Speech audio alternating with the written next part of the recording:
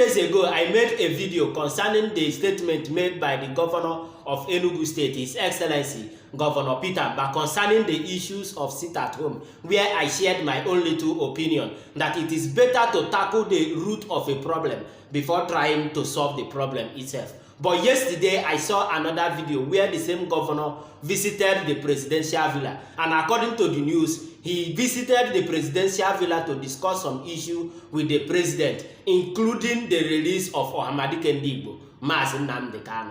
Governor Peter Mbah of Enugu State also visited the presidential villa. He took the opportunity to present a number of requests to the president, including echoing the Southeast region's demand for the release of Nnamdi Kanu, leader of the proscribed indigenous people of Biafra, IPOB. We've taken a bold view of what Enugu could achieve in the next 4 years in terms of growing our economy from the current levels to $30 billion. And one of our core governance philosophy is to collaborate and to have partnership. And we have identified the federal government as our core partner.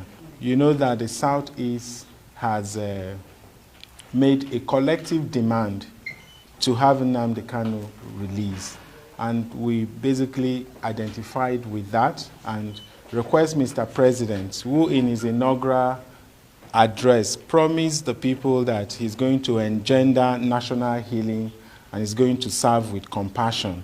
So we've basically informed him that this would serve as a pointer to his administration's extension of hands of fellowship to Ndi Igbo. Kudos to him on this one, but according to him, he said that the Southeast leaders has made a collective demand, which is to release Mazi Nnamdi Kanu. But I also want to chip in that they should also support it with a sincere collective effort. They should come together and speak with one voice. Both the governors, senators, House of Rep member, and others should come together and sincerely speak with one voice. Then submit their request to the president. And if they do that, it will yield a positive result. But remember, I said a sincere collective effort. Because obviously, that has been the problem. We see somebody saying one thing now. Before a few minutes, you will see him doing another thing. And according to Hamadike lawyers, they say that he has been granted bail last year, but he's still in DSS detention. The court also have discharged him. He is still in DSS detention. Most importantly, he is not in a good health condition right now, which is they're supposed to come together and speak with one voice and make sure they secure his release. And if they can secure his release, it will go a long way to solve the issues of sit-at-home. Now, I'm going to allow you to hear from Hamadike's lawyers. But as you are listening to it, make sure you are clicking on that share button. Like and let me know what you think on the comment section. Also follow and subscribe to my page for more updates. Listen to Hamadike lawyers. Lawyers to the leader of the indigenous people of Biafra, Mr. Nnamdi Kanu, have called on President Bola Tinubu to instruct the Department of State Services, DSS, to unconditionally release their client, who according to them has been under illegal detention since 2021. Briefing newsmen in Abuja today, the lawyers say the health of their client has continued to deteriorate and he needs to get adequate medical attention from a proper medical facility. The lawyers urge that by releasing him, the president will be upholding the rule of law he swore to.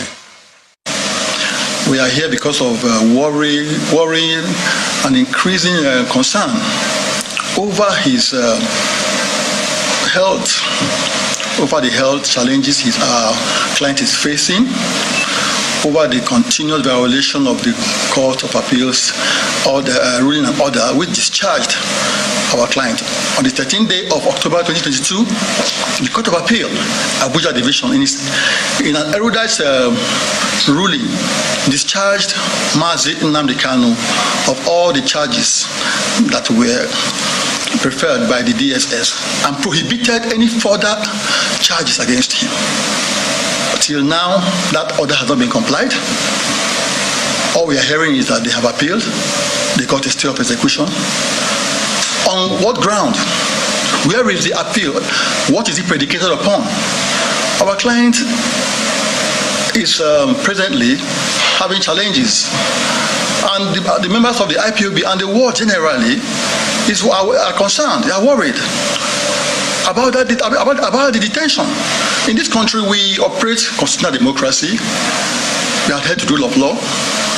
So we can't understand why the case of Mazi Nnamdi Kanu will be different.